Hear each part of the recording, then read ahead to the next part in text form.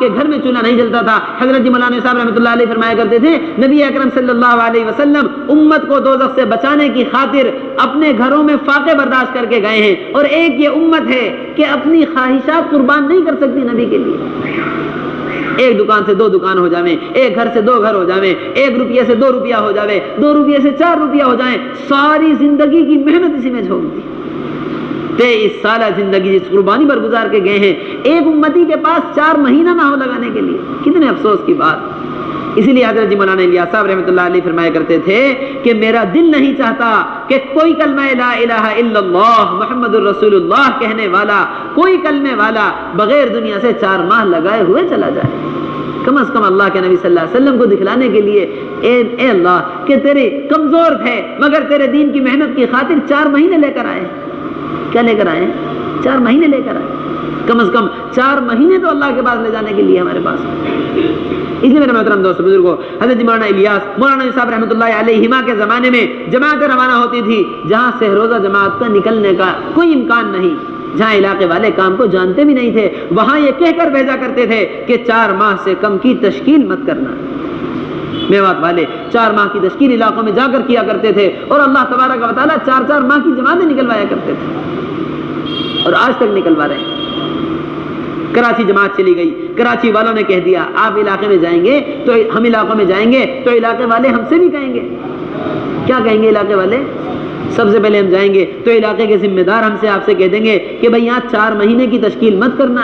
کیا مت کرنا؟ 4 مہینے کی تشکیل۔ 4 مہینے کی تشکیل کرو گے تو لوگ اکتا جائیں گے، 4 مہینے کی تشکیل کرو گے تو لوگ بدک جائیں گے، یہاں تو کمپنیوں والے علاقوں والے بڑے مصروف لوگ ہیں، ان کی تشکیل مت کرنا۔ یہاں تو تم سے روزہ کی تشکیل کر لو، چلے کی تشکیل کر لو، مسجد کی آبادی کی تشکیل کر لو، بس یہی بہت تشکیل ہے۔ اور حقیقت یہ ہے کہ یہ ذمہ دار حضرات سب سے زیادہ خود ڈرے ہوئے ہوتے ہیں کہ کہیں ہماری تشکیل نہ ہو جائے، جماعت بن گئی تو ہمیں نہیں جانی پڑے گی، اس ڈر میں تشکیل ہی کو انکار کرتے تھے۔ کراچی جماعت گئی میوات والوں کی، مولانا یوسف صاحب رحمۃ اللہ علیہ کے زمانے میں یہ سنا ہے کہ کراچی والوں نے کہا، کراچی جا کر کہا کہ بھئی ہم 4 مہینے کی تشکیل کرنے کے لیے آئے ہیں، 4 مہینے کی تشکیل کرنے ہوگا۔ کراچی والوں نے کہہ دیا کہ بھئی یہاں تو بڑے مصروف لوگ ہیں، کمپنیوں والے، علاقوں والے، ٹائم ٹیبل کے ساتھ چلنے والے، یہ وقت آفس کا، یہ گھر کا، یہ دکان کا، یہ فلانے کام کا، تم ان کو مسجد میں وقت لے لو، تم ان کے سے روزہ لگوا دو، بہت بڑی بات ہے۔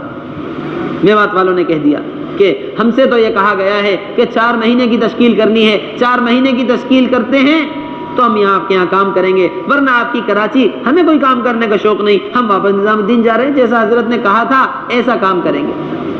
کراچی والوں نے کہا کہ تم ضد پر ہو تو چلو کر کے دیکھ لو۔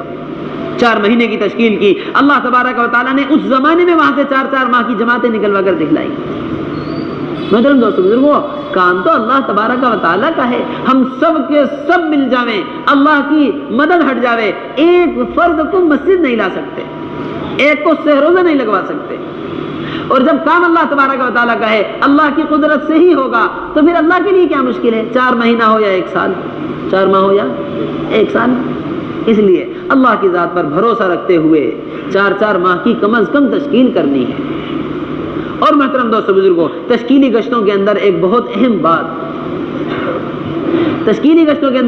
یہ ہے کہ علاقوں کے اندر ہماری تشکیل میں تشکیل کا میدان ہر کلمے والا فرد ہے۔ ہم جس مسجد میں قیام کر رہے ہیں، 150 مکانات والی مسجد، 200 مکانات والی مسجد، مثال کے طور پر جتنے بھی مکانات مسجد کے اطراف میں ہوں، ہر گھر پر ہم ملاقات کریں، ہر گھر پر۔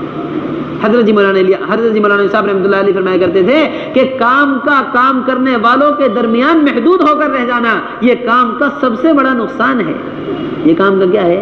بڑا نقصان، کہ ہماری جماعتیں علاقوں میں جاویں اور وہاں ممبر پر امام صاحب سے کہ بھئی 4 ماہ والوں کی فہرست دے دو، چلے والوں کی فہرست دے دو، ہم تبلیغ والوں میں ہی ملاقات کریں گے۔ فرماتے تھے کام کا بڑا نقصان کہ کام والوں کے درمیان محدود ہو کر رہ جائے۔ ہمارا میدان محنت تو ہر کلمے والا، ہم یہ سمجھ کر چھوڑ دیں فلانا ہمارے ذہن کا ہے، فلانا ہمارے خیال کا ہے، فلانا ہمارے خیال کا نہیں ہے، فلانا ہمارے ذہن کا نہیں ہے، فلانا ہمارے طبقے کا نہیں ہے۔ ہمیں تو طبقوں سے نکال کر امت بنانی ہے۔ کیا بنانی ہے؟ طبقوں سے نکال کر امت بنانے کے لیے نکلے۔ ہم نے ہی کسی کو طبقہ سمجھ لیا تو کیسے امت بنا سکیں گے؟ یہ فرمایا کرتے تھے حضرت جی مولانا الیاس صاحب رحمۃ اللہ علیہ کہ ادنا ایمان والے کی حقارت بھی اگر دل کے اندر آ گئی تو اللہ تبارک و تعالی عالم کی ہدایت کا کام تم سے نہیں لے سکتے۔ اس لیے میرے محترم دوستوں بزرگوں، ہر کلمے والے کو اپنا سمجھتے ہوئے، کسی کا مزاج نہیں بنا ہوا ہے، کوئی بات نہیں سنتا ہے تو زیادہ سے زیادہ کیا ہوگا، کوئی ہمیں گالی دے دے گا، کوئی اونچی آواز سے بات کر لے گا، کوئی ہم پر اپنے گھر کا دروازہ بند کر کے چلا جائے گا، کوئی ہم پر ناراض ہو جائے گا، کوئی ہمیں گالی دے کر ڈانٹ کر بھگا دے گا، اس سے زیادہ اور کیا ہوگا۔ کسی نے ہمیں مار بھی دیا تو اللہ کے نبی صلی اللہ علیہ وسلم کی سنتیں ادا ہو رہی ہیں۔ ہمارے نبی جب یہ تکلیف اٹھا سکتے ہیں تو ہم کیوں نہیں اٹھا سکتے، تو ہم کیوں نہیں اٹھا سکتے۔ اس طرح علاقوں کے اندر کام کیا گیا۔ اللہ تبارک و تعالی جزائے خیر عطا فرمائے۔ کن قربانیوں کے ساتھ علاقے کے اندر کام کیا ہے بھائی اسلم صاحب کو، اللہ تعالی جزائے خیر عطا فرمائے۔ کن قربانیوں کے ساتھ کیا ہے، کتنے پتھر کھائے، کتنی گالیاں کھائیں، کتنے تھوک سہے، کتنی تکلیفیں اٹھائی ہیں، آج اللہ تبارک و تعالیٰ نے کر کے دکھلا دیا ہے۔ 100 جماعتیں علاقے سے تیار بیٹھی ہوئی ہیں نکلنے کے لیے۔ بھلا ان کا نکلنا ممکن تھا؟ وہ تو جس جگہ پر جب قربانی دی جائے گی دین کی خاطر، اللہ تبارک و تعالیٰ قربانی دینے والے کو اور قربانی دینے والی جگہ کو دونوں کو قبول فرما لیں گے، یہاں ماحول بنا دیں گے اور اس کو قبول فرما لیں گے۔ اس لیے محترم دوستو بزرگوں، ہر ایک پر محنت ہماری ذمہ داری ہے، ہر ایک پر۔ اور تشکیل کے اندر چوتھی بات یہ حضرت فرماتے ہیں، بڑی اہم بات، کہ تشکیل میں تشکیل کرنے والے اللہ کے نبی صلی اللہ علیہ وسلم اور صحابہ کرام رضوان اللہ تعالی علیہم اجمعین کے واقعات سنا کر نکلنے والوں کو آمادہ کریں۔ نکلنے والوں کو کیا کریں؟ نکلنے والوں کو آمادہ کریں، آمادہ۔ نکلنے والوں کو زبردستی نہیں کرنی ہے، ان کا ہاتھ پکڑ کر نہیں کھینچنا ہے، بلکہ ان کو اندر سے نکلنے کے لیے آمادہ کیا جائے، اتنی خوشامد تشکیل کے اندر کی جائے۔ بس یہ خوشامد والی بات یہ فرماتے ہیں۔ اللہ کے نبی صلی اللہ علیہ وسلم کی خوشامد پر اللہ تبارک و تعالیٰ کو ترس آ رہا تھا، اللہ کے نبی صلی اللہ علیہ وسلم کی خوشامد پر عمر رضی اللہ تعالیٰ عنہ کو ترس آ رہا تھا۔ ایسی خوشامد کر رہے تھے کہ یہ خوشامد اللہ کے راستے کے لیے تیار کرنے کے لیے۔ حضرت جی مولانا الیاس صاحب رحمۃ اللہ علیہ کے بارے میں سنا ہے کہ اتنی خوشامد کیا کرتے تھے، اتنی خوشامد کیا کرتے تھے کہ میوات والے کہا کرتے تھے، بات میوات والوں کو کوئی سمجھ میں نہیں آتی تھی، بہترین شاندار اردو بولنے والے، آدھی اردو آدھی فارسی، اور ان میواتیوں کو سیدھی زبان بھی سمجھ میں نہ آتے۔ ایسے میواتی لوگ، آپ کی بات ان کو کوئی سمجھ میں نہیں آتی تھی، بلکہ یہ کہا کرتے تھے کہ ہم تو اللہ کے راستے میں اس لیے نکل رہے ہیں کہ کہیں یہ بڈھا مر نہ جاوے، کہیں یہ بڈھا کیا نہ ہو جائے، ہاں کہیں یہ بڈھا دعوت دیتے دیتے مر نہ جائے، اس لیے ہم اللہ کے راستے میں نکل رہے ہیں۔ اس لیے فرماتے ہیں کہ تشکیل میں خوشامد، اپنے آپ کو تھکاؤ، خوب تھکاؤ، کہ ہمارے تھکنے پر اللہ کو بھی ترس آئے، اللہ کے بندوں کو بھی ترس آ جاوے، اللہ تبارک و تعالیٰ ہدایت کی ہوائیں چلا دیں اور پھر یہ اللہ کے راستے میں نکل جائے۔ اتنی خوشامد کرنی ہے۔ اور یہ فرماتے ہیں کہ ان نکلنے والوں کی پریشانی کو سنو، ان کی بیماری کا حال سنا، ان کی دکان کا حال سنا، ان کے کاروبار کا حال سنا، ان کی پریشانیوں کو سنا، اور ان کی پریشانیوں کا حل صحابہ اکرام کے واقعات سے بتلاؤ۔ کس سے بتلاؤ؟ صحابہ کے واقعات سے۔ آپ بیمار ہیں، صحابہ بھی بیماری میں نکلا کرتے تھے، عمرو بن الجموح پیر سے لنگڑے تھے، اللہ کے راستے میں یہ کہہ کر نکلے تھے کہ بچے جنت کی طرف جاویں، باپ پیچھے رہ جائے، یہ اچھی بات نہیں ہے، یہ کہہ کر لنگڑے پن میں اللہ کے راستے میں نکلے اور شہید ہو گئے۔ مقداد رضی اللہ تعالی عنہ ایسے بھاری بدن تھے کہ جہاں تشریف فرماتے تھے گوشت لٹک جایا کرتا تھا، لوگ کہتے تھے کہ آپ اللہ کے راستے میں مت جائیے، آپ معذور ہیں، فرمایا کرتے تھے انفروا خفافا وثقالا، ہلکے ہو یا بھاری اللہ کے راستے میں نکلو۔ قرآن پاک کی آیت مجھے رکنے نہیں دیتی۔ اپنے کھیت کا کاروبار کا مسئلہ رکھ رہے ہیں تو ان سے کہہ دو کہ مدینہ منورہ والے اپنے کاروباروں کو، اپنی کھجوروں کو چھوڑ کر نکلے۔ اللہ تبارک و تعالیٰ نے ان کی زندگیوں میں، ان کے باغات میں، ان کے مدینہ منورہ میں ہر چیز میں برکت کر دی ہے۔ آج مدینہ منورہ چلے جاؤ، ان کی قربانیوں کی برکت کے اثرات کیسے مدینہ منورہ کے برکات۔ یہ فرمایا کرتے تھے حضرت جی مولانا صاحب رحمۃ اللہ علیہ، جس مسئلے کو چھوڑ کر اللہ کے راستے میں، جس کام کی، جس مسئلے کی قربانی دے کر اللہ کے راستے میں نکل گئے، اللہ تبارک و تعالیٰ نسلوں تک حل فرما کر دکھلائیں گے۔ مدینے والے بیماری میں نکلے، ان کی بیماری کو شفا سے تبدیل کر دیا، یہ اپنے باغات کو چھوڑ کر نکلے، ان کے مدینے کو کھجوروں کی منڈی بنا دیا ہے، خوف میں مدینہ منورہ سے نکلے، اللہ نے قیامت تک کے لیے امن کا شہر بنا دیا ہے۔ ساری دنیا میں فتنے ہوں گے، مدینہ منورہ محفوظ ہوگا۔ اس لیے صحابہ کے واقعات سے حل بتلاتے ہوئے ان کو اللہ کے راستے کے لیے آمادہ کرنا ہے۔ اللہ کے راستے کے لیے کیا کرنا ہے؟ آمادہ کرنا ہے۔ پھر جتنے لوگوں کے تشکیل میں نام آ جائیں، یہاں مسجد کی آبادی کی محنت کے دوران، یہاں عمومی گشتوں کے یہاں مسجد میں عمومی بات چیت کے درمیان، یہاں مذاکروں کے درمیان جتنے بھی نام اللہ کے راستے کے لیے آ جائیں، ان ناموں کو نقد وصول کرنا، ان ناموں کو کیا کرنا ہے؟ نقد وصول کرنا. یہ اللہ کے راستے میں نکل کر وصولیابی والا گشت ہے. یہ اللہ کے راستے میں نکل کر کیا ہے؟ وصولیابی والا گشت. اس میں میرے محترم دوستو بزرگوں، وصولیابی والے گشتوں کے اندر سب سے زیادہ قوت لگے گی، سب سے زیادہ قوت. ایک ایک کے گھر بار بار جانا، ایک ایک کی خوشامد کرنا، ایک ایک کی خوشامد کر کے لے کر آنا. ایک ساتھی کے گھر گئے، دوسری مرتبہ گئے، تیسری مرتبہ ساتھی کے گھر گئے، چوتھی مرتبہ اس کو جب لینے کے لیے گئے پھر عذر بیان کر دیا. پھر کیا کر دیا؟ پھر عذر بیان کر دیا. 3 مرتبہ، چوتھی مرتبہ کے بعد 5ویں مرتبہ گئے، پتہ چلا گھر سے غائب ہو گئے ہیں. ایسی تکالیف ان وصولیابی والے گشتوں میں بار بار ایک ایک کا گھر کا چکر. ہماری کوشش یہ ہوتی ہے کہ بس 1-2 چکر میں تیار ہو جائے. کیا ہو جائے؟ ایک چکر میں تیار. جبکہ حقیقت یہ ہے کہ بار بار چکر لگانے پر ہی اللہ کے راستے کے لیے تیار ہوتا ہے. جناب رسول اللہ صلی اللہ علیہ وسلم مکہ مکرمہ میں ایک ایک گھر پر بار بار تشریف لے جا رہے ہیں. عمر رضی اللہ تعالیٰ عنہ فرماتے تھے 70 مرتبہ میرے یہاں آئے ہیں، 100 مرتبہ میرے پاس آئے، ہر مرتبہ ایسا جواب دے کر لوٹایا کہ امید ہوا کرتی تھی اب دوبارہ نہیں آئیں گے، مگر اگلی صبح جناب رسول اللہ صلی اللہ علیہ وسلم اسی امید اور اسی تمنا کو لے کر، دعوت لے کر ہمارے گھر آ جایا کرتے. 70 مرتبہ، 100 مرتبہ ایک ایک گھر کے چکر جناب رسول اللہ صلی اللہ علیہ وسلم نے لگائے. اس طرح میرے محترم دوستو بزرگوں، ان کو ہر ممکن کوشش وصول کر کے لانا ہے. وصولیابی کے اندر سب سے اہم بات یہ بتلاتے ہیں کہ اللہ کے راستے کے لیے تشکیل کی تو اب اس نقد تشکیل کو نقد وصول کر لو. حضرت جی مولانا الیاس صاحب رحمۃ اللہ علیہ کی یہی ترتیب تھی. میوات تشریف لے جایا کرتے تھے، صبح سے شام تک محنت کی، شام کو جو تیار ہوئے ان کو نقد وصول کیا، اللہ کے راستے کی روانگی ہدایات ان کو دی اور ان کو نقد اللہ کے راستے کے لیے روانہ کر دیا. اس لیے کہ محترم دوستو بزرگوں، ابھی جناب رسول اللہ صلی اللہ علیہ وسلم کے واقعات سنائے ہیں، ابھی صحابہ کی قربانیاں بتلائی ہیں. اب ایک جذبہ دل کے اندر پیدا ہو گیا. کیا پیدا ہو گیا؟ ایک جذبہ دل میں پیدا ہو گیا. اب یہ وقتی جذبہ انسان کا قدم اٹھوا دیتا ہے. خیر کا جذبہ ہو، خیر کا قدم اٹھ جاوے، ساری زندگی اللہ کا شکر ادا کرتا ہے. اے اللہ، میرے نکلنے کا تو موقع ہی نہیں تھا، میرے تو نکلنے کی ہمت ہی نہیں تھی، تیرا فضل و کرم ہوا، میں تیرے راستے میں نکل گیا. ساری زندگی شکر ادا ہوتا ہے. 1-4 مہینے پر زندگی بدل گئی. اپنے نکلنے والا دن یاد رکھتے ہیں کہ کس طرح نکلے تھے. اور خدا نہ کرے برا جذبہ کسی میں پیدا ہو جاوے، برا جذبہ برا کام کروا دے. اللہ سب کی حفاظت فرمائے. ساری زندگی جب بھی یاد آتا ہے تبھی غم ہوتا ہے. اس لیے محترم دوستو بزرگوں، اس جذبے کا فائدہ اٹھاتے ہوئے نقد وصول کر لیا جائے. 2 ساتھی تیار ہوئے ہیں، ان کو نقد وصول کر لیا، ان کو اپنے ساتھ مسجد بستر اور سامان کے ساتھ اٹھا کر لے کر آ گئے. اگر 2-3 ساتھی تیار کر کے ہم نے 2-4-5 دن کے بعد کی تاریخ دے کر ان کو چھوڑ دیا تو یہ دوبارہ ماحول میں جا کر پھر ان کا ہاتھ لگنا مشکل ہو جائے گا. اس طرح وصولیابی والے گشتوں کے اندر ان کو نقد اٹھا کر لایا جائے اور اپنے ساتھ اپنی جماعت کا حصہ بنا کر رکھ لیا جائے. 2 سے 4 ہوں گے، 4 سے 6 ہو جائیں گے. علاقے والوں کے مشورے سے پوری جماعت مکمل کر کے ان کو رخ دے کر اللہ کے راستے میں روانہ کر دیا جائے.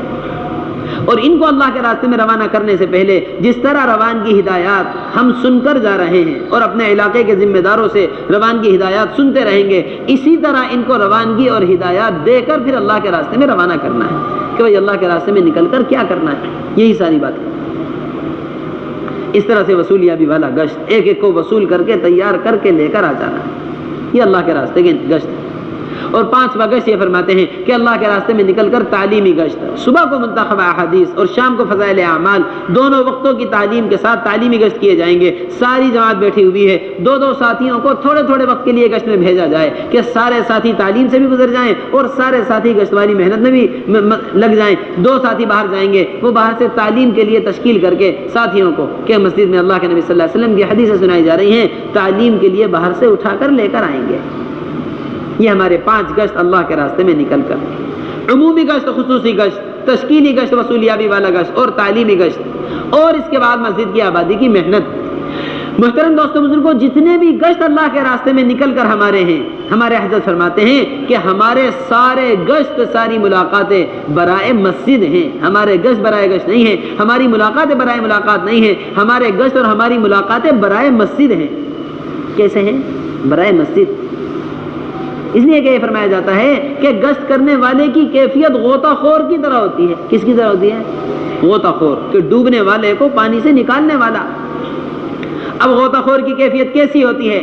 ڈوبنے والے کا ہاتھ لگا تو ہاتھ سے پکڑ کر نکال لیتا ہے، بال ہاتھ لگے تو بال سے پکڑ لیا، جو حصہ جسم کا ہاتھ لگ جاتا ہے اس سے پکڑ کر باہر نکال لیتا ہے، کہ وہ ایک پریشانی اور ایک مصیبت میں ہے، اس کو نکالنا ہے باہر. یا ہم نے کوئی ایسا سمجھدار غوطہ خور دیکھا ہو جو پانی میں اتر کر ڈوبنے والے ہی سے بات کر رہا ہو. کیا کر رہا ہوں؟ بھائی آپ کیسے ڈوب گئے؟ جب آپ کو پتا تھا کہ تیرنا نہیں آتا اور ڈوبنے کی زحمت ہو سکتی ہے تو آپ پانی میں اترے ہی کیوں تھے؟ بتلاؤ. یہ بات ڈوبنے والے کو سمجھ میں آئے گی؟ سب سے پہلے اس کو پانی سے نکال کر باہر لایا جائے گا، اس کے اندر کا پانی باہر نکالا جائے گا، جب ہوش میں آ جائے گا تب جا کر بات سمجھ میں آئے گی. بعینہ ہی اسی طرح حضرت فرماتے ہیں کہ ایک بدبو کے ماحول میں رہنے والے کے اندر سے بدبو کا احساس ختم ہو جاتا ہے، اسی طرح منکرات کے ماحول میں رہنے والا ہے کہ اس کے اندر سے منکرات کا احساس ختم ہو گیا ہے. سب سے پہلے اس کا ماحول تبدیل کیا جائے تاکہ اس کو اپنے اس ماحول کی گندگی کا احساس ہو. تب جا کر مسجد میں لا کر بٹھائیں گے، تب جا کر بات سمجھ میں آئے گی. کنتم خیر امت اخرجت للناس. ابو ہریرہ رضی اللہ تعالیٰ عنہ امام المحدثین فرماتے ہیں کہ تم خیر امت اس وقت تک ہو نہیں سکتے جب تک تم منکرات کے ماحول میں پڑے ہوئے لوگوں کو اٹھا کر ان کا ماحول تبدیل کر کے معروفات کے ماحول میں نہ لے آؤ. بخوشی آ جائیں تو بخوشی لے آؤ، بخوشی نہ آویں تو ان کے گلوں میں زنجیریں ڈال کر جب تک تم کھینچ کر ان کو معروفات کے ماحول میں نہ لے آؤ اس وقت تک تم خیر امت ہو نہیں سکتے. کتنی واضح بات ہے. اس لیے میرے محترم دوستو بزرگوں، بازار کا ماحول، چائے کے اڈوں کا ماحول، غفلت گاہوں کا ماحول، یہ منکرات کا ماحول، اس سے اٹھا کر مسجد میں لے کر آنا ہے. اس سے اٹھا کر کہاں لانا ہے؟ مسجد میں. جناب رسول اللہ صلی اللہ علیہ وسلم نے کتنے فضائل امت کو مسجد کے سکھلائے ہیں، کتنے فضائل بتلائے. قرآن اور حدیث مسجد کے فضائل سے بھرا ہوا ہے کہ ایک مسجد کی طرف قدم اٹھانے والا دین کی بات کو سیکھنے سکھلانے کے لیے اللہ تبارک و تعالیٰ کامل حج کا اجر و ثواب عطا فرماتے ہیں. رات کے اندھیرے میں آنے والا کامل روشنی کی، کامل نور کی اللہ تبارک و تعالیٰ قیامت کے دن کامل نور کا وعدہ فرما رہے ہیں. دین کی بات کو سیکھنے سکھلانے، رات کے اندھیرے میں چل کر آنے اور دن اور شام کو صبح شام مسجد آنے والا اللہ اس کے میزبان ہوتے ہیں اور یہ اللہ کا مہمان ہوتا ہے. اللہ فرما رہے ہیں کہ میزبان پر آنے والے مہمان کی ذمہ داری ہے. من اتانی ماشیا اتیتہ ہرولۃ. اللہ فرما رہے ہیں جو میری طرف چل کر آئے میں اس کی طرف دوڑ کر آتا ہوں. مسجد میں داخل ہونے والا اللہ کی رحمت اس طرح گلے لگاتی ہے جس طرح بچھڑا ہوا دوست کو گلے لگاتا ہے. اسی لیے حضرت مولانا الیاس صاحب رحمۃ اللہ علیہ فرمایا کرتے تھے کہ جس شخص کا قدم تم نے مسجد کی طرف اٹھوا دیا اس کو اللہ کی رحمت کے حوالے کر دیا ہے. اس کو کیا کر دیا؟ اللہ کی رحمت کے حوالے. گناہوں سے چور، حالات سے پریشان، گھر کی نا اتفاقیاں، گھر کے جھگڑے، کیسی پریشانی اور مصیبتوں میں امت مبتلا ہے. اللہ کی رحمت کی کتنی محتاج ہے، اللہ کی رحمت کی کتنی محتاج. پھر بھی یہ کہتے ہیں کہ مسجد لانا کوئی ضروری نہیں. بتلاؤ اللہ کی رحمت کی محتاجگی کس کو نہیں ہے؟ اس لیے میرے محترم دوستو بزرگوں، مسجد میں اٹھا کر لے کر آنا. ایک قدم اللہ کے گھر کی طرف اٹھوا دیا، اللہ کی رحمت کے حوالے کر دیا، اللہ کی رحمت کی طرف دوڑ کر آ گئی، گھر میں مسجد میں داخل ہو گیا تو اللہ کی رحمت نے اس طرح گلے سے لگا لیا جس طرح بچھڑا ہوا دوست کو لگاتا ہے. اس طرح ہر ایک کو ہر گشت کے دوران مسجد میں لے کر آنا. ابو ہریرہ رضی اللہ تعالی عنہ بازار والوں پر گشت کر رہے ہیں اور یہ فرما رہے ہیں ما اعجزکم یا اہل السوق. کس چیز نے تمہیں عاجز کر دیا ہے کہ مسجد میں جناب رسول اللہ صلی اللہ علیہ وسلم کی میراث تقسیم ہو رہی ہے. میراث بتلا کر مسجد کے حلقے کی طرف بازار والوں کو بھیج رہے تھے. کہاں بھیج رہے تھے؟ مسجد کے حلقے کی طرف. یہ حضرت فرماتے ہیں کہ مسجد میں اعمال قائم کرتے ہوئے باہر کی ملاقاتوں کے ذریعے ایمان والوں کو اٹھا کر مسجد میں لے کر آ جانا یہ مسجد کی آبادی کی محنت ہے. یہ مسجد کی آبادی کی کیا ہے؟ محنت. یہاں عمل قائم کرتے ہوئے باہر کی ملاقاتوں کے ذریعے ایمان والوں کو مسجد میں اٹھا کر لے آنا یہ مسجد کی آبادی کی محنت. باہر ملاقاتیں کرنے والوں کے بارے میں فرماتے ہیں کہ 3 قسم کی باہر جماعتیں بنا لو. کتنی قسم کی؟ یہ وہ سمجھنے کی بات ہے. آبادی کا عمل سب کرتے ہیں مگر سب مختلف طریقوں سے کر رہے ہیں. یہ فرماتے ہیں کہ باہر 3 قسم کی ملاقاتیں ہو جائیں. ایک جماعت وہ بنا دو جو باہر بازاروں میں، چائے کے اڈوں پر، کھیل کے میدانوں پر، جتنی بھی غفلت گاہوں میں مسلمان اس وقت مصروف ہے، سب سے اٹھا کر لے کر آئیں. یہ فرماتے ہیں سب سے پہلے ملنے والا مسلمان سب سے زیادہ حقدار ہے کہ اس کو اللہ کے گھر لایا جائے. اس طرح ایک ملاقات. اور دوسری ملاقات یہ فرماتے ہیں آبادی کے عمل کے دوران گھر گھر کی بھی ملاقات کر لی جائے. گھر گھر کی بھی ملاقات، ایک ایک دروازے پر گھر گھر سے لوگوں کو اللہ کے راستے کے لیے لانا. اور تیسری ملاقات یہ فرماتے ہیں کہ جس طرح اللہ کے راستے میں جانے والوں تشکیل شدہ لوگوں کو اللہ کے راستے کے لیے وصول کیا جاتا ہے نامزد، اسی طرح ہماری مسجد میں وقت دینے کے لیے جو تیار ہو گئے تھے، مثال کے طور پر عبداللہ عبد الرحمن ظہر میں وقت دینے کے لیے تیار ہو گئے. ظہر کی نماز کے بعد مسجد کی آبادی کی محنت کرنے والے ان کو ان کے گھروں سے وصول کر کے لاویں نامزد کہ آپ ماشاءاللہ ظہر میں وقت دینے کے لیے تیار ہو گئے تھے، اب ظہر کی محنت شروع ہو گئی ہے، آپ تشریف لے آئیے. بازاروں پر ملاقاتیں، گھر گھر پر عمومی ملاقاتیں، اور جنہوں نے وقت دینے کا وعدہ کر لیا تھا ان کو باقاعدہ مسجد کی آبادی کے لیے وصول کرنا. یہ تینوں ملاقاتیں ہماری آبادی میں ہو جائیں. لانے والے استقبال والے کے حوالے کر دیں، استقبال والے انتظام کر کے رکھیں لنگی کا، کپڑوں کا. بہت ساری ملاقاتوں میں آنے والے یہ عذر کرتے ہیں کہ بھائی ہم تو ناپاک ہیں. ہم تو کیا ہیں؟ ناپاک. حضرت کے الفاظ، حضرت فرماتے روانگی کے اندر بار بار کہ ایمان والوں سے یہ کہہ دو کہ ایمان والا ناپاک نہیں ہوتا. آپ مسجد آ جائیے، اگر پھر بھی کپڑوں پر لگی ہوئی ناپاکی کا عذر کریں تو آپ کہہ دیجئے اور ہم کہہ دیں کہ جو ہے ہم نے مسجد میں آپ کے لیے انتظام کیا ہوا ہے، کپڑوں کا بھی انتظام ہے، آپ تشریف لے آئیے. ہر حال میں مسجد لا کر فریضہ ادا کروا دینا. حضرت جی مولانا الیاس صاحب رحمۃ اللہ علیہ فرمایا کرتے تھے جتنے برے حال سے برے حال ایمان والے کے پاس جاؤ گے اللہ تبارک و تعالیٰ کو اتنا ہی قریب پاؤ گے. اللہ کو اتنا ہی قریب پاؤ گے. بیچارہ کوئی نشے میں چور، کوئی گناہوں میں مبتلا، کسی نے مسجد کا رخ ہی کبھی ساری زندگی نہیں کیا ہے، آج اس کو اٹھا کر پوری کوشش اور محنت سے اللہ کے گھر لے کر آ گئے. کتنا اللہ تبارک و تعالیٰ لانے والے سے خوش ہوں گے جب آنے والے سے اتنا خوش ہو رہے ہیں. کسی کا بچھڑا ہوا بیٹا اس کو لا کر دے دیا جائے کتنا خوش ہوتا ہے. کوشش ہوگی کہ سارا مال اپنا اسی پر لٹا دوں. کیا لا دیا؟ میرا بچھڑا ہوا بیٹا مجھ کو لا دیا. ایک اللہ سے بھٹکا ہوا بندہ لا کر اللہ سے ملوا دیا. ملوانے والے کو کتنا اللہ کا قرب حاصل ہوگا. فرمایا کرتے تھے جتنے برے حال سے برے حال کے پاس جاؤ گے اتنا اللہ کو قریب پاؤ گے، اتنا اللہ کو قریب پاؤ گے. اس لیے محترم دوستو بزرگوں اس طرح سے مسجد میں اٹھا کر لے کر آنا. پھر یہاں استقبال والے ان کو نماز ادا کروا کر ناپاکی کی حالت میں ہے تو وضو اور لنگی اور سب چیزوں کا انتظام ہمارے ساتھ ہی رکھیں. ان کو کپڑے پہنا کر پاک صاف کروا کے یہاں نماز ادا کروا کر تعلیم میں بٹھوا دیں. اب تعلیم والے پورے چاق و چوبند ہوشیار ہو کر تعلیم کریں. آنے والا ساتھی کتنا وقت لے کر آ رہا ہے، اس کو تعلیم کے حلقے سے گزرواتے ہوئے ایمان کی اور دعوت کے حلقے میں بٹھانا ہے. یہاں تعلیم کرنے والے منتخب حدیث، فضائل اعمال دونوں کتابوں میں سے کسی بھی کتاب سے تعلیم کریں. کسی کتاب کی قید اور تعین نہیں ہے مگر آنے والے کی ضرورت کے مطابق تعلیم ہو. موٹی موٹی حدیثیں پڑھ کر سنائی جائیں. اللہ کے راستے میں نکلنے کے لیے ترغیب دی جا رہی ہے تو اللہ کے راستے کے فضائل پڑھ لیے. نئے آنے والے ہیں تو ایمان کی اہمیت، ایمان کی حدیث، نماز کی حدیث اور علم کی حدیث پڑھی. اللہ کے راستے کے لیے ہر حدیث کے بعد ترغیب دے کر تیار بھی کرتے رہیں درمیان میں. اور پھر تعلیم کے حلقے میں آدھا وقت گزروا کر ایمان کے دعوت کے حلقے میں بٹھا دیں. ایمان و دعوت کے حلقے کے اندر رہنے والے اللہ کے راستے کی تشکیل کریں، روزانہ مسجد کی تشکیل کریں اور جو ہے گھر میں 5 اعمال کے ساتھ تعلیم کی تشکیل کریں. بچوں کے قرآنی مکاتب کی تشکیل کریں. یہ چاروں تشکیل، ایک تشکیل اللہ کے راستے کی ہے اور اس کے ساتھ 3 تشکیلیں مقام پر محنت کی ایسی تشکیلیں ہیں کہ ہمارے محلوں کے اندر رہنے والے یہی 3 طبقے ہیں. یہ تو محلے میں بالغ مرد ہیں یا عورتیں ہیں یا بچے ہیں. ایسی تشکیل ہو مرد سارے مسجد میں وقت دینے لگیں، عورتیں گھروں میں 5 اعمال کے ساتھ تعلیم شروع کر دیں اور اپنی ہفتے واری تعلیم سے بھی جڑ جائیں اور ہمارے بچے مکتب میں داخل ہو جائیں، سارا محلہ دینی آبادی سے جڑ جائے. اس طرح یہ چاروں تشکیلیں ایمان کے حلقوں کے اندر. اب حضرت ہمارے فرما رہے ہیں کہ اپنی مسجد کی آبادی کی محنت کے دوران مقام پر بھی خروج میں بھی یہاں دعوت اور ایمان کے حلقے کے ساتھ ساتھ سیکھنے سکھلانے کا بھی حلقہ لگایا جائے. جیسا اللہ کے راستے میں نکل کر دوپہر کی تعلیم کے بعد سیکھنے سکھلانے کا حلقہ لگتا ہے، اسی طرح سیکھنے سکھلانے کا حلقہ آبادی کی محنت کے دوران بھی ہو کہ جب تک سیکھنا سکھلانا مسجد کی سطح پر نہیں آئے گا امت کی جہالت کا کوئی حل نہیں نکل سکتا.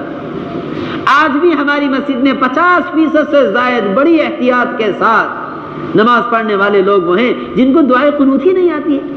آپ دعائے قنوت سنو، آپ التحیات سن لو، التحیات صحیح نہیں ہے، دعائے قنوت صحیح نہیں ہے. نماز کے مسائل سنو، نماز کے مسائل نہیں آتے. آج ایک پریشانی اور مصیبت ان کو مسجد تک لے کر آ گئی ہے، مگر ان کو نماز پڑھنے کے طریقے نہیں آتے۔ اس لیے میرے محترم دوستو، بزرگ فرماتے ہیں جس طرح محلے کی ضرورتیں بازار سے پوری ہو رہی ہیں، یہ کارخانے دنیاوی ضرورتوں کو پوری کرتے ہیں، یہ ہماری مسجدیں دینی کارخانے ہیں جو ہماری دینی ضرورتوں کو پورا کریں گے، کہ ایک محلے سے سارے محلے والوں کی دینی ضرورت پوری ہو رہی ہو۔ اس کے لیے اپنے امام صاحب کی خوشامد کر کے، اپنے مولوی صاحب کی خوشامد کر کے، جو درس و تدریس میں یا اپنی دنیاوی کمائی میں مصروف ہیں، ان سے کہہ دیں کہ آپ اپنی سہولت کا کوئی بھی وقت ہماری مسجد میں دے دیجئے۔ آبادی کا عمل ہوتا ہے، اس کے ساتھ ساتھ سیکھنے سکھلانے کا حلقہ، ایمان والوں کو جمع کر کے ہم لائیں گے اور ان کو نماز آپ سکھلائیں گے۔ اس کے لیے علاقے میں امام صاحب کو، مولوی صاحب کو آمادہ کر کے ان کی سہولت کا وقت، آپ کو آدھا گھنٹہ سہولت ہے تو آدھے گھنٹے سے آپ شروعات کر دیجیے۔ محلے والے سب آپ سے نماز سیکھنا چاہتے ہیں، اور ان حلقوں کے اندر موٹے موٹے مسائل، جیسے اللہ کے راستے میں نکل کر صبح اور شام 2 حلقے لگتے ہیں نا، صبح کو قرآن کا اور شام کو سیکھنے سکھانے کا، بس یہی دونوں حلقے ہماری مسجد کی آبادی کی محنت میں ایک ساتھ لگائے جائیں گے۔ اس میں قرآن بھی صحیح ہو، اس میں پاکی طہارت کے مسائل بھی ہوں، اور اس کے اندر نماز کا طریقہ بھی سیکھا جائے، ایک ایک کو لا کر۔ یہ مسجد نبوی والے معمولات ہیں۔ مسجد نبوی میں نماز بھی سکھلائی جا رہی تھی، مسجد نبوی میں عمر رضی اللہ تعالیٰ عنہ منبر سے تحیات بھی سکھلا رہے تھے، مسجد نبوی میں اللہ کے راستے کی تشکیل بھی ہو رہی تھی، سارے اعمال مسجد نبوی میں ہو رہے تھے۔ یہ ہماری مسجدوں میں قائم ہو گئے تو ہمارے محلے انشاءاللہ تعالیٰ 100% دین پر آ جائیں گے۔ حضرت جی مولانا یوسف صاحب رحمۃ اللہ علیہ فرمایا کرتے تھے، تم اپنی مسجدوں کو مسجد نبوی کے معمول پر لے آؤ، تمہارے محلے مدینہ منورہ والے ماحول میں آ جائیں گے۔ تمہارے محلے کہاں جائیں گے؟ مدینہ منورہ والے ماحول میں۔ اس لیے محترم دوستو بزرگوں، اس طرح مسجدوں کو آباد کرنا ہے، اس طرح مسجدوں کو آباد کرنا ہے، اس طرح پہلے نمبر کے اندر اپنے آپ کو ایمان کی دعوت میں لگانا، انفرادی طور پر، اجتماعی طور پر، تعلیم جو ہے گشتوں کے ذریعے، ملاقاتوں کے ذریعے اپنے آپ کو ایمان کی دعوت میں مصروف رکھنا ہے، اللہ کے راستے میں نکل کر۔ اور دوسری چیز محترم دوستو بزرگوں، اللہ کے راستے میں نکل کر اپنے آپ کو نماز کا عادی بنانا ہے۔ کیا بنانا ہے؟ نماز کا عادی، کہ ساری عبادتوں کی چوٹی ہے نماز۔ اللہ کے نبی صلی اللہ علیہ وسلم نے فرمایا ہے سب سے پہلے نماز کا سوال ہوگا، جو نماز کے حساب میں جو ہے، جس کا نماز کا حساب صحیح نکلا، ساری منزلیں اس کی آسان ہوتی چلی جائیں گی۔ جو نماز کے حساب میں پھنس گیا، ساری منزلوں میں پھنستا چلا جائے گا۔ عمر رضی اللہ تعالیٰ عنہ نے فرمایا ہے کہ جس کی نماز نہیں، اس کا اسلام میں کوئی حصہ نہیں ہے۔ اس کا اسلام میں کیا نہیں ہے؟ کوئی حصہ نہیں ہے۔ محترم دوستو بزرگوں، ہم نے دکان کے نقصان کو نقصان سمجھا، کاروبار کے نقصان کو نقصان سمجھا، کھیت کے نقصان کو نقصان سمجھا۔ بتلاؤ، ایک کاروبار، ایک دکان والے کی پورے دن کوئی کمائی نہیں ہوتی، پورے دن مزاج خراب رہتا ہے، پورے دن کیا رہتا ہے؟ مزاج، گھر والوں سے بات کرنے کو دل نہیں چاہ رہا، کسی سے بات کرنے کو دل نہیں چاہ رہا، کیا ہو گیا؟ کوئی کمائی نہیں ہوئی، پورے دن کی محنت بیکار گئی۔ کسی کی دکان جل جاوے، کسی کی دکان میں ڈاکہ ڈل جائے، کسی کے گھر میں ڈاکہ ڈل جائے، بھلا وہ آدمی، وہ شخص سکون سے بیٹھ سکتا ہے؟ وہ اپنے گھر والوں کے درمیان کھاتا پیتا خوشی راضی رہ سکتا ہے؟ اللہ کے نبی صلی اللہ علیہ وسلم فرما رہے ہیں، ایک نماز کو ضائع کرنے والا کأنما بتر اہلہ و مالہ، گویا کہ اس کے گھر والے، اس کا مال سب کا سب لوٹ لیا گیا، سب کا سب۔ یہ اللہ کے نبی صلی اللہ علیہ وسلم فرما رہے ہیں ایک نماز کے بارے میں۔ ایک دکان کا نقصان برداشت نہیں ہوتا، ایک دکان اور کاروبار کے نقصان پر طبیعت بالکل جو ہے اداس ہو جاتی ہے، روزانہ نمازیں چھوٹتی ہیں، مگر ہمیں خیال تک نہیں آتا۔ اس لیے اللہ کے راستے میں نکل کر، وقت کو فارغ کر کے جو نکل رہے ہیں، اپنے